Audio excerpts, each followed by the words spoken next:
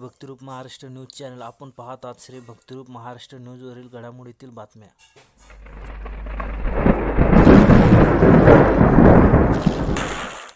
सोलापुरात आषाढ निमित्त श्री सत्य शीलवंती पद्मा देवीची यात्रा मोठ्या प्रमाणात काढण्यात आली. यावेळी टकारी समाजाचे कार्यकर्ते पदाधिकारी यावेळी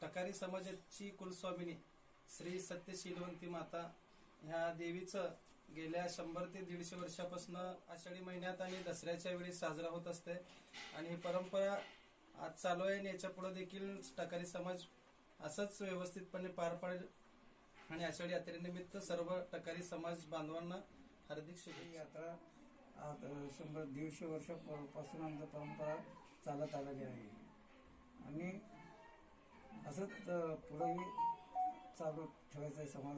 सगळे समाजाच्या वतीने खरं आहे. 150 वर्षापासून आपलं यात्रा ही चालू आहे.